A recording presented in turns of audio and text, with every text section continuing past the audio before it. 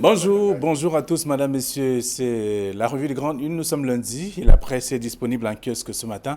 Pour ceux qui auront la possibilité également de lire la presse après s'être procuré, en tout cas le tabloïd. La Nouvelle Expression parle de Garbour un an après le massacre. C'est le titre proposé par la Nouvelle Expression. Le journal fait savoir qu'il s'agit là, cela fait un an qu'a eu lieu le meurtre de 22 civils à Garbour, dont 13 enfants et une femme enceinte dans le nord-ouest anglophone du Cameroun. Ces meurtres commis donc le 14 février 2020 ont été parmi les pires incidents imputables donc aux forces de sécurité camerounaises depuis le début, donc fin 2016, de la crise qui sévit dans les régions en crise au Cameroun. On le voit bien à travers en page 3 du journal ce matin. Le journal parle également des Crébi où on parle de la magie au tribunal. Les rapports s'affrontent et notamment se contredisent aussi dans le porte-monnaie magique. Les parents se retractent et notamment la justice marque le pas sur place. C'est ce que le journal propose en page 5. Le Social-Democratic Front, Nidjon Frondi, annonce sa retraite. L'opposant historique l'a révélé au cours d'une rencontre où il rendait hommage à la presse. C'est à découvrir dans le dossier de la page 6 à la page 7 du journal La Nouvelle Expression ce matin. Et le journal parle également des crises anglophones. Un défenseur à la CPI, c'est ce que le journal propose. Initiative survie, les clarifications du professeur Maurice Kamto, le président national du mouvement pour la Renaissance du Cameroun, explique comment ses adversaires politiques s'emploient à torpiller donc la lumière. C'est en page 6 de la Nouvelle Expression. Le journal est disponible en kiosque ce matin, tout comme le journal Mutation qui s'intéresse également à l'actualité, parlant du Nord-Ouest, des cendres et notamment des larmes. C'est le titre proposé par le journal pour expliquer qu'il s'agit là d'un enfant retrouvé calciné dans un domicile suite donc à un incendie dont l'origine n'est pas déterminée. C'est ce que le journal nous apprend ce matin en page 5. Le journal parle également du Social-Democratic Front. Nidjon Frondi annonce sa retraite. C'est à lire dans le journal.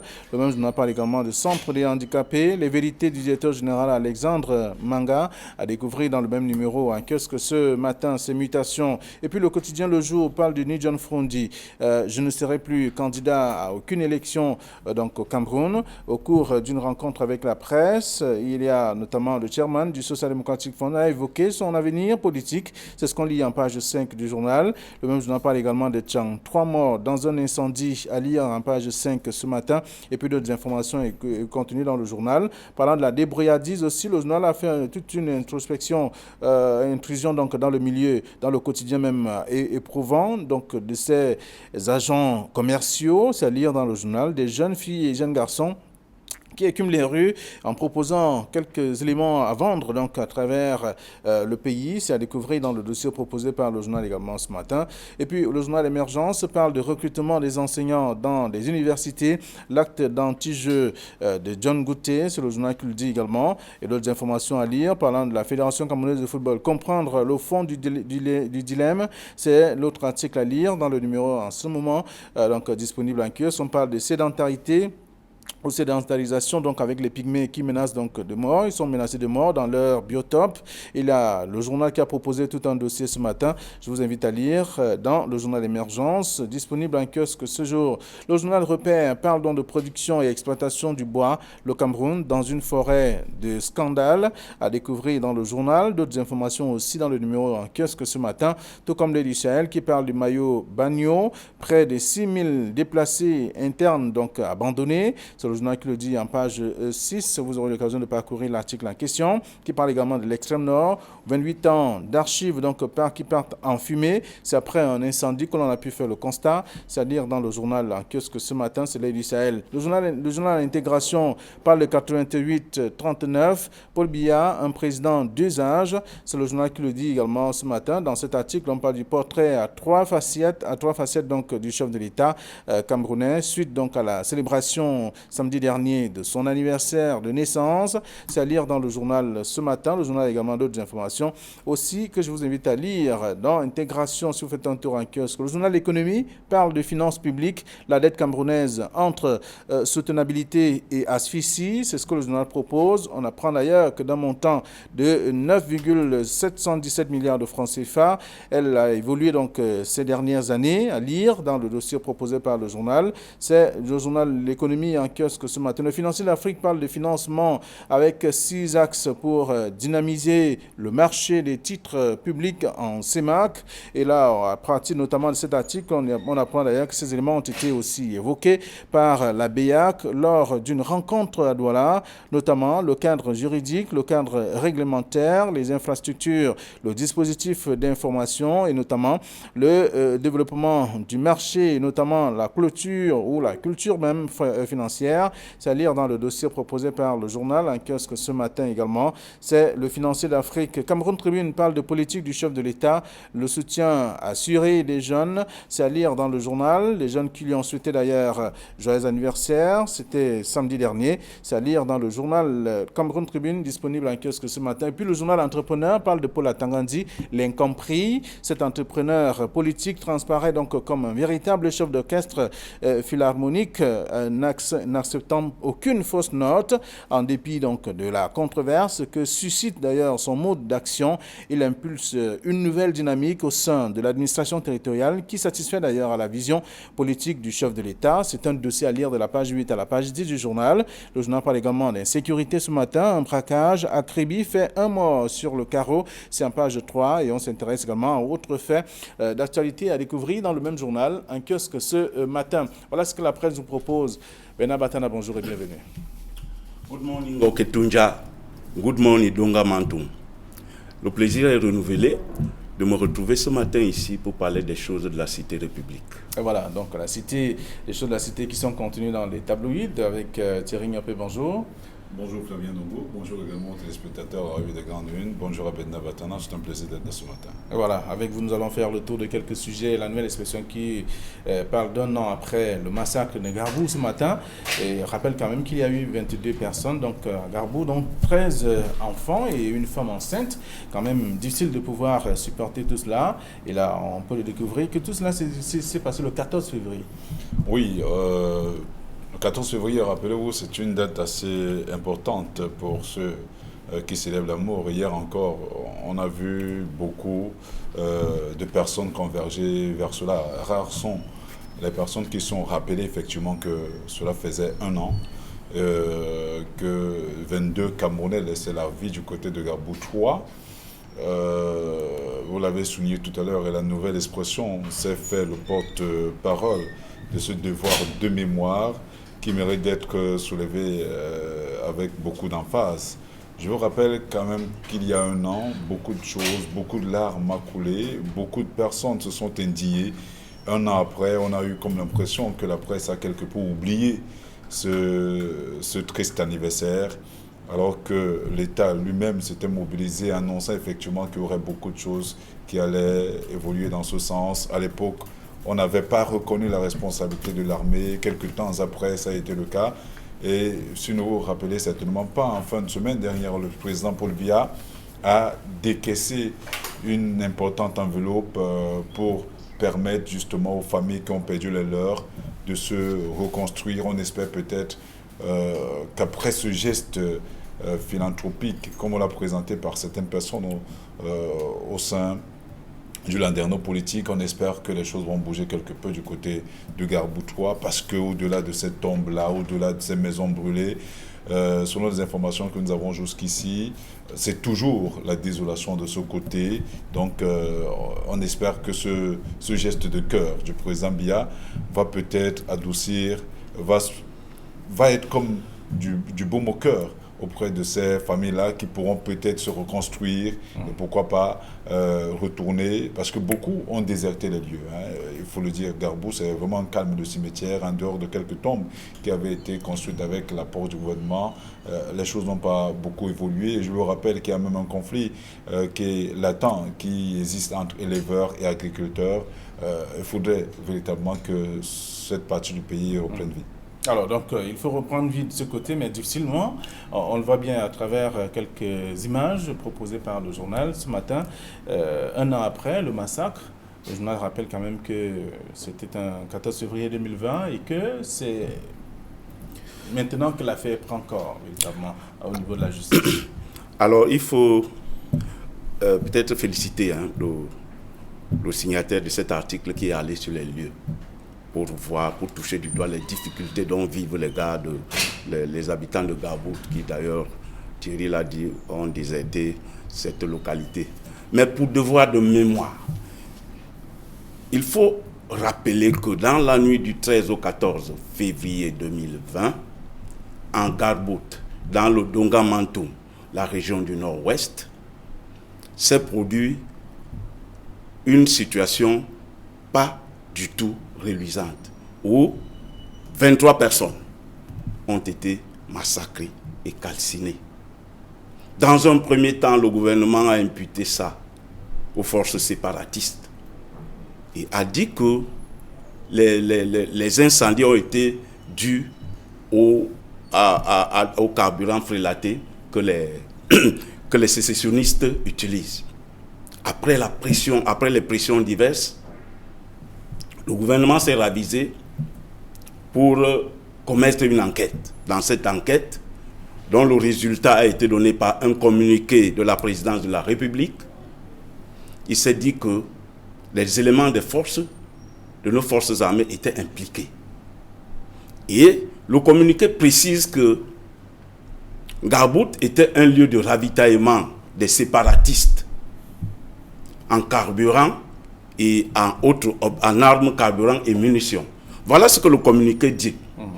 Au niveau du nombre de victimes, le communiqué dit qu'il y a eu 13 victimes.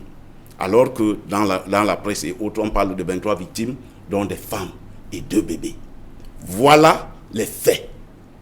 Maintenant, un procès a été ouvert sur la question le 17 décembre 2020. Ce procès a été renvoyé au 18 février 2021. Voilà les faits sur le massacre de Garbout. Ce qu'on peut dire, c'est que la justice fasse son cours et que la vérité sorte. Mais aujourd'hui, on voit bien, à travers l'image de la nouvelle expression des enfants, des orphelins qui sont proches de cet homme-là pour rendre hommage à ces personnes, à leurs parents qui ont été massacrés. C'est dur de voir, d'apprécier une image pareille. Surtout quand vous écoutez des jeunes, et je félicite Bernard l'a dit tout à l'heure, Frédéric Takam, vous savez, quand on est jeunesse de la presse écrite, on n'est pas très souvent au devant des projecteurs. Ce qu'on voit généralement sont des jeunesses de la télé. Et parfois, on écoute les voix au niveau des radios et des noms. Mais les jeunesses de la presse écrite ne sont pas suffisamment saluées, édifiées. Pourtant, ils abattent un travail formidable. Nous le disions encore en entame de cette émission. On a comme l'impression que c'est même au sein, ou dans la presse écrite, à la limite même cybernétique, on retrouve l'essentiel de ce qui est fait comme travail de terrain, travail d'enquête. Il se trouve malheureusement que la télévision, qui devra en principe nous permettre de voir et de toucher du doigt certaines réalités, n'y va pas souvent, ce qui est bien déplorable. Maintenant, au-delà de ce que vous soulignez tout à l'heure, ce sont des images insoutenables. Je vous rappelle que si ça avait été un reportage vidéo, il aurait rendu davantage compte de la situation de ce côté. Et je crois que cela aurait peut-être touché davantage les cœurs. Parce que quand vous savez, les difficultés de lecture, beaucoup de Camerounais ne lisent pas beaucoup. Et les gens ne s'attardent plus de plus en plus à ce qui est publié dans la presse écrite, au-delà des grands titres. Mais il faudrait quand même que l'on comprenne que c'est à l'intérieur qu'il y a généralement des sens journalistiques. Et quand vous lisez ce reportage qui a été fait par Frédéric Takam, vous avez quelque peu les larmes au cœur. On dit bien que jusqu'à présent, Garbout 3 n'est pas praticable. Alors, les témoins en insécurité, c'est ce que y accéder déjà la croix et la bannière. Déjà, quand vous ne pouvez pas arriver dans un lieu comme celui-là, c'est déjà un problème. Les véhicules vous laissent en Garbout 2, en partie Garbout 3, vous débrouillez comme vous pouvez. Et au-delà de cet aspect-là, je vous rappelle qu'aujourd'hui, je l'ai dit tout à l'heure, Garbout 3 ressemble à un véritable îlot de misère dans un océan de ténèbres. Qu'est-ce qui a été fait par le gouvernement au-delà de toutes ces promesses-là? Les organisations internationales, notamment l'Organisation des Nations Unies, vous vous rappelez également des ONG qui s'étaient mobilisées là-dessus, tensant vertement l'armée camerounaise, des responsabilités ont été faites. On a inculpé 3 personnes. Mais on vous rappelle que la chaîne de responsabilité est longue. Parce que ces 3 personnes n'ont pas agi nécessairement seules de leur propre chef, prendre la décision de, selon les informations que nous avons jusqu'ici, de bombarder sans savoir exactement qu'il y avait certainement du carburant frélaté ou du carburant gardé en stock, ce qui a entraîné l'explosion que tout le monde a décriée tout au long, depuis près d'1 an. Il y a certainement des donneurs d'ordre qui ont demandé à ce que cela se fasse. Parce qu'un homme en tenue ne se lève pas, dégaine son arme et tire à bout portant sans pour autant recevoir nécessairement d'ordre. Il y a des cas isolés, certes, vous me direz, mais je dis, la chaîne de responsabilité doit être clairement établie et le ministère de la Défense, qui est pour l'instant géré par le ministre délégué, M. Béti Assomo, devrait davantage revenir sur ce genre d'informations pour que l'opinion publique et que la mémoire de ces personnes disparues soit de plus en plus respectée, je veux dire. Alors, donc, le journal précise également qu'il y a des témoins qui sont en insécurité aussi. Alors, il ne fallait pas s'attendre à mieux. Les populations de Ngabout ont vécu une psychose. Et le journal le dit d'ailleurs. C'est l'événement le plus atroce qu'on ait pu avoir depuis 2016 que le problème, la guerre s'est déclenchée dans les zones anglophones. Bon, je dis guerre, il y a eu des velléités. Donc, moi je pense que c'est normal. Ils sont encore dans la psychose. Ils vivent encore la peur. Ils vivent encore la hantise. Mais cette psychose, cette peur, cette hantise ne pourront s'arrêter que lorsque les responsabilités des uns et des autres seront établies. Et ces responsabilités ne peuvent être établies que par la justice. Il ne s'agit pas pour nous ici de venir dire tel ou tel. Non. Nous avons une justice dans ce pays, nous sommes dans une république. Il faut que la justice établisse les responsabilités. Mais c'est ce qu'on attend, et c'est le moins qu'on puisse dire. Et justement, donc on va davantage lire l'article de la Nouvelle Expression ce matin en page 3. Et on reste dans le même journal pour parler du Social Democratic Front, comme bien d'autres tabloïds. Frundi annonce sa retraite politique. C'était attendu, c'était attendu depuis la dernière élection présidentielle. Vous rappelez que ce n'était pas le leader charismatique du SDF qui était le candidat de cette formation politique à la présidentielle, c'était l'honorable Jouchou aussi. Vous rappelez effectivement que le score n'était pas aussi honorable que ça, au point où on avait estimé que le SDF était claqué muret à la seule personne du président, du chairman de cette formation politique. Là, aujourd'hui, il annonce de manière ouverte, officielle, sa retraite, je dirais même politique, parce qu'il a dit qu'il ne participera plus jamais à aucune élection présidentielle. À se demander s'il en a suffisamment participé en dehors des élections présidentielles. Donc aujourd'hui, c'est une décision à saluer. Je crois peut-être que cela devrait peut-être servir dans le cas d'école. Anissé Kane à l'époque l'avait fait avant de rebondir une fois de plus à la tête du Manidem. Il faudrait que les formations politiques apprennent à survivre à leurs créateurs. C'est le cas du RDPC, c'est le cas du SDF, c'est le cas du Manidem, de l'UDC. Je vous rappelle qu'au niveau de l'UDC, vous rappelez que le premier vice-président a dû démissionner simplement parce qu'il a estimé, M. Sambaka avait estimé que l'ordre protocolaire, l'ordre hiérarchique n'avait pas été respecté au niveau de la succession à la tête de cette formation politique-là. L'honorable Toumanou Ndamjoya, l'épouse du feu docteur Ndamjoya, s'est arrogé les privilèges justement qui lui ont permis de prendre la tête de cette formation politique-là. Il faudrait que cet exemple fasse tache d'huile et que, on dit souvent, un vieillard qui meurt est une bibliothèque qui brûle, que la bibliothèque, comme elle est encore vivante du SDF, puisse peut-être puisse donner des exemples à suivre à la jeune génération des militants de cette formation politique et pourquoi pas de la classe politique camerounaise. Je ne serai plus candidat à aucune élection. C'est le quotidien de jour qui titre ainsi, parlant justement de cette rencontre entre Nidjon Frundi et la presse. Alors, il faut saluer, vraiment, il faut saluer cette initiative pour reprendre certaines phrases fortes de Nidjon Frundi au cours de cette rencontre avec la presse. Je ne me présenterai plus à une élection présidentielle. Je suis fatigué. À un certain âge, il faut laisser la place aux jeunes. Voilà les phrases fortes d'un leader de parti politique. dans un pays où on ne connaît pas la retraite politique, dans un pays où on est candidat aux élections jusqu'à la mort. Moi, je pense que John Frundi est venu poser ici un cas d'école.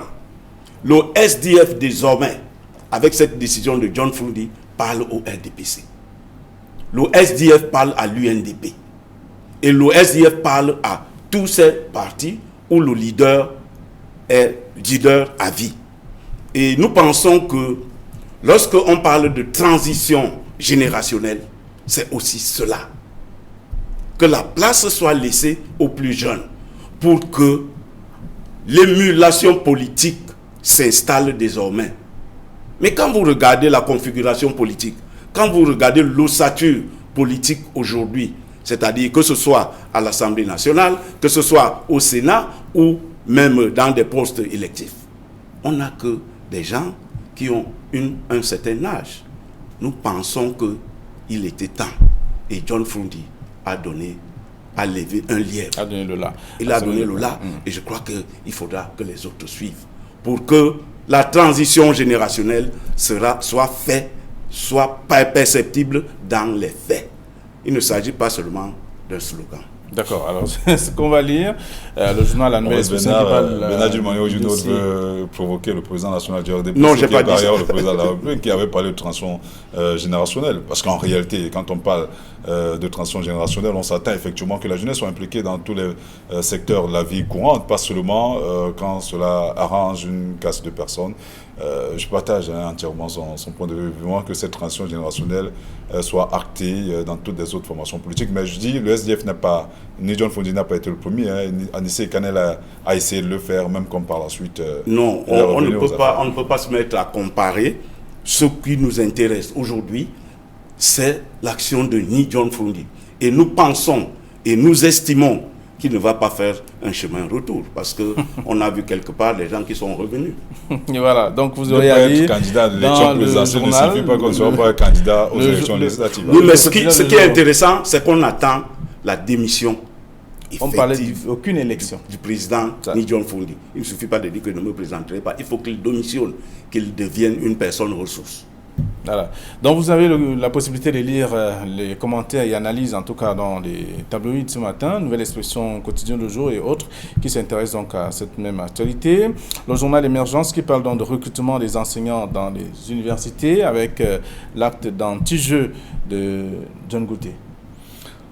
C'est clair que, vous avez vu, c'est la raison pour laquelle je continue à dire que le Cameroun est une curiosité planétaire. Il faudrait on a parfois comme l'impression qu'il y a toujours une politique d'un poids, deux mesures. Cela s'observe dans ces recrutements. On l'a vu, même au niveau de l'enseignement supérieur est le cas le plus attend. Je vous rappelle que, alors nous parlons demain, il y a également le syndicat des docteurs PhD qui annonce à siéger l'entrée du Premier ministère en réalité, quand on va de revendication en revendication, il faudrait que finalement que les gouvernants prennent la mesure des choses et comprennent que le Cameroun ne peut pas se développer à cette allure-là, qu'ils comprennent des décisions qui s'imposent, qu'on aplanisse toutes les divergences et que pour une fois, le culte du mérite soit valorisé. Alors, nous sommes à l'université, et comme il a dit, le temple du savoir, où c'est le mérite qui prime. Donc, nous pensons que les recrutements qu'on lance, ça et là, doivent être faits suivant les règles de l'art. Et nous connaissons le ministre de l'Enseignement supérieur charismatique dans ce sens-là. Et nous espérons que cela va se passer sans trop de heurts. Alors, c'est ce que le journal propose ce matin, Émergence, qui est revenu et parle de l'acte d'anti-jeu du docteur John Gouté, qui est le Premier ministre. Et là, on apprend qu'il s'agit là d'un travail qui n'est pas celui attendu par ceux-là qui doivent être recrutés. L'article est contenu dans le journal. Vous aurez l'occasion de lire aussi. Alors, on parle de la magie à Kribi, avec la magie au tribunal. Le journal est revenu, la Nouvelle Expression, qui parle des rapports qui s'affrontent et notamment se contredisent aussi dans le porte-monnaie magique. Le journal est d'ailleurs revenu la semaine dernière sur le sujet en présentant les cas. Aujourd'hui, il faut aller plus loin que ça. Oui, disons que le porte-monnaie magique, hein, on en parle de plus en plus dans ce pays. C'est peut-être cela qui justifie certains actes inexplicables. Mais nous disons que tout ce qui relève du supérieur, tout ce qui relève du métaphysique n'est pas de notre ordre, n'est pas de notre ressort. On ne peut pas sur ce plateau discuter et donner des points précis. On ne peut pas donner un contour précis sur un porte-monnaie magique. Ce qui est magique est magique. Et donc nous maîtrisons pas. Nous sommes ici cartésiens. Il reste donc au tribunal d'établir ce qui est physique, métaphysique, ce qui est porte-monnaie réel et ce qui est porte-monnaie magique. Nous pensons que vraiment c'est des sujets que nous ne pouvons pas, donc nous ne pouvons pas donner un jugement de valeur parce que c'est magique, parce que c'est immatériel, parce que c'est supérieur, parce que ce n'est pas cartésien. Alors, le tribunal, la justice marque le pas sur place, c'est ce que le journal dit. Moi, je crois que il n'y a pas d'évolution. Si le problème a été porté au nom de la justice, c'est seulement parce que c'est un malheureux concours de circonstances. Hein. C'est une lettre qui a été retrouvée qui est tombée en les mains d'un censeur qui a dû faire appel à l'un des parents qui est revenu étant enquêteur.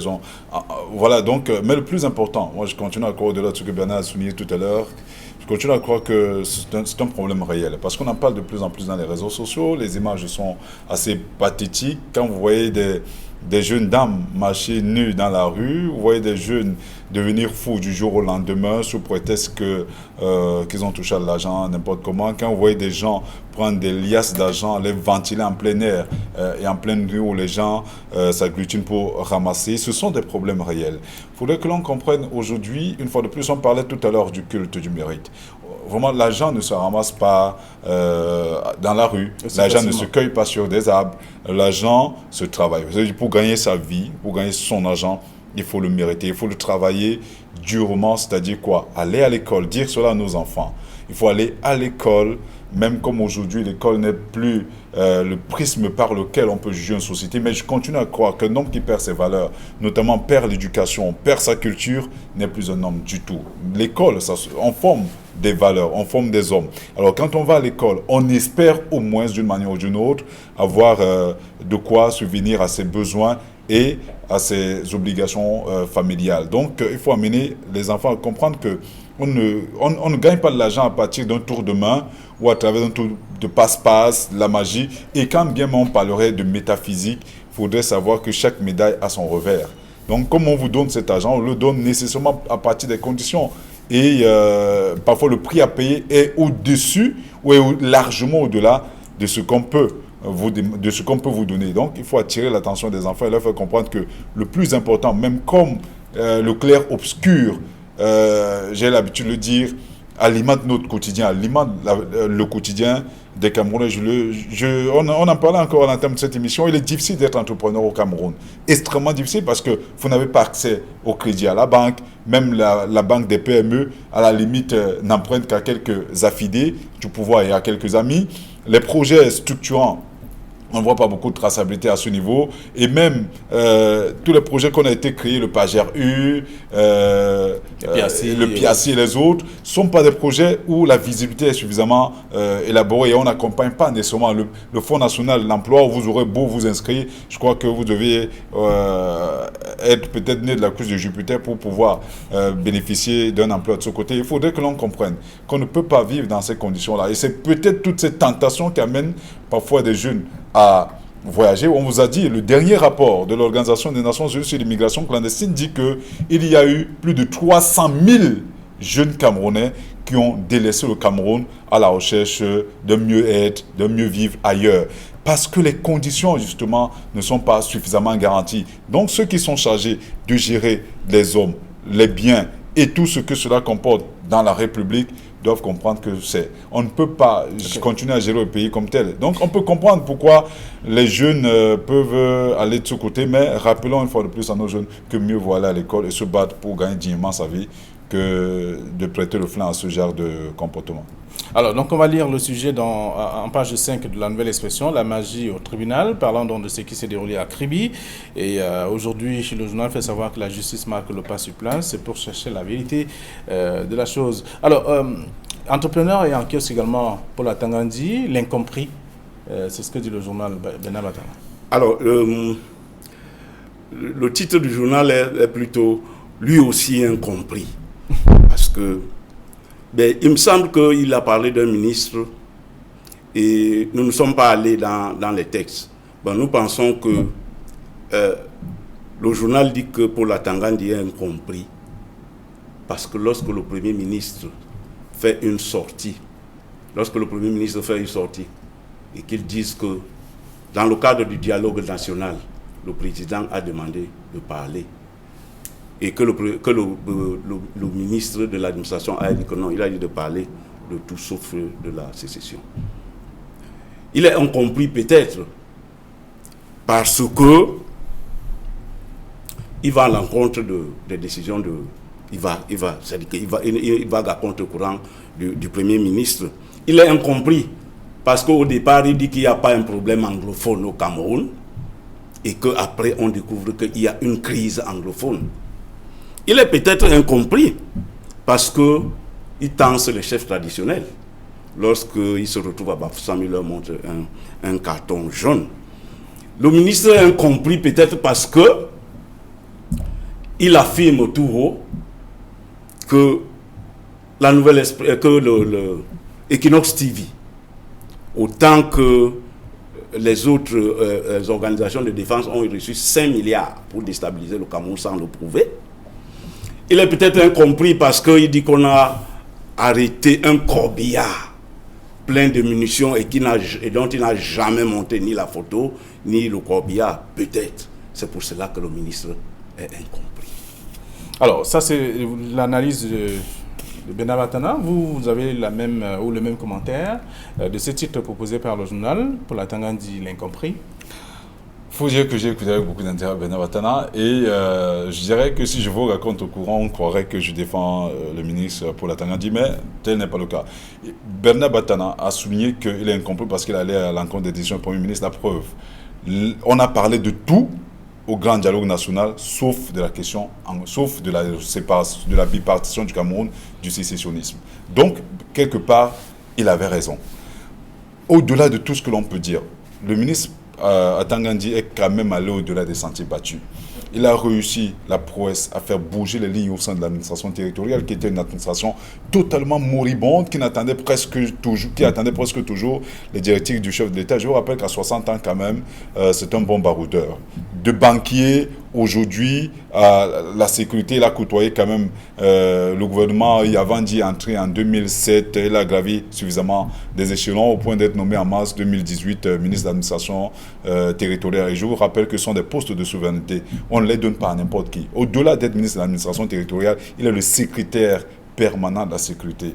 Donc, il est l'homme le plus renseigné en dehors du président de la République pour ce qui est la gestion de ce pays. On l'a vu faire bouger les lignes au niveau du pèlerinage à la Mecque. On l'a vu aujourd'hui, l'administration territoriale bouge. Et même, on ne peut pas vivre dans... Le Cameroun n'est pas un no man's land. Même quand on est avec les chefs traditionnels, on ne peut pas se mettre...